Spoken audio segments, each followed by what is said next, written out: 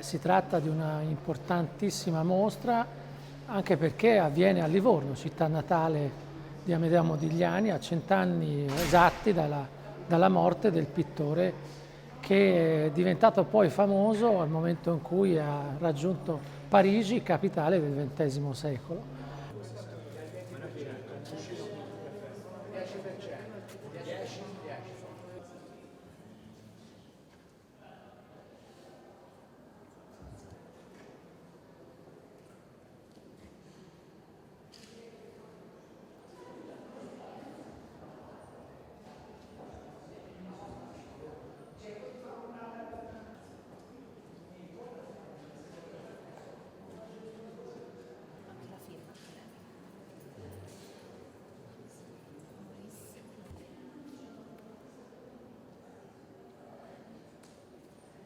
Vous avez ici en fait une collection qui regroupe les principaux artistes qui fréquentaient, se rencontraient et vivaient à Montparnasse.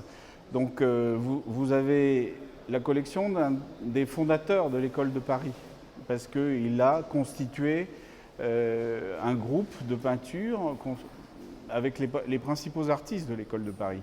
Donc ces gens se connaissaient, se fréquentaient, étaient amis. Vivaient des passions, vivaient des moments ensemble. Les retrouver tous ici rassemblés, c'est toujours une expérience intéressante.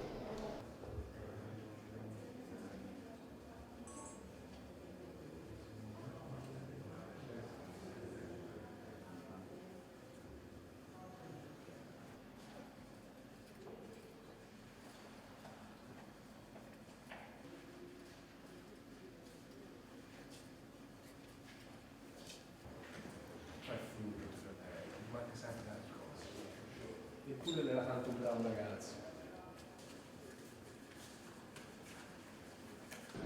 Le rôle de ces deux collectionneurs par rapport à Modigliani est essentiel parce que c'est la preuve d'un renouveau de ce qu'on peut appeler le marché à cette époque. Ce pas des collectionneurs qui ont de l'argent, ce pas des collectionneurs qui sont riches. À la différence justement des générations antérieures. Si vous prenez Barnes, si vous prenez Choukine, si vous prenez Rockefeller, tous ces gens avaient énormément d'argent. C'était des milliardaires qui s'achetaient des tableaux pour se faire plaisir. Avec Alexandre, comme avec Netter, on est avec des gens qui n'ont pas d'argent. Ils achètent par passion des choses qui ne sont pas chères.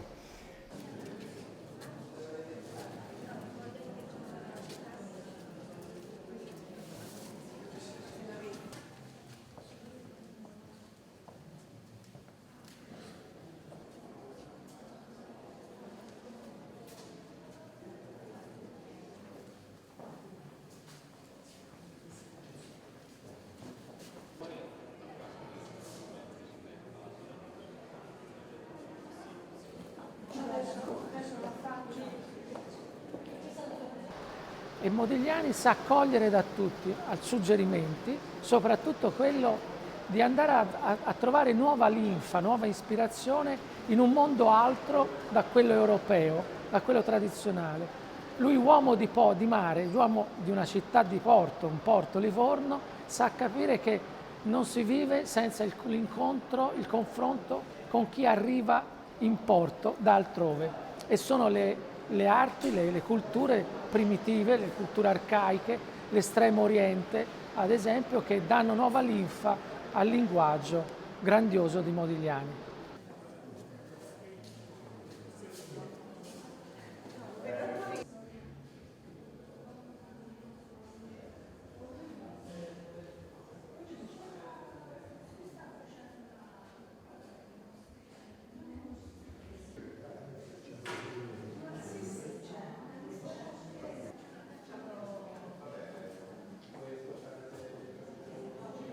Modigliani est un peintre d'avant-garde qui est absolument central et qui a vécu à Livourne. Donc faire revenir Modigliani à Livourne, c'est faire un pont enfin entre son enfance et sa qualité de peintre d'avant-garde qui lui a fait connaître à Paris dans les années 1915-1920, Picasso, Brancusi, Derain et tous les gens qui tournaient autour de ce monde, comme Apollinaire, comme Paul Guillaume et tous les opérateurs, tous les grands acteurs de cette époque.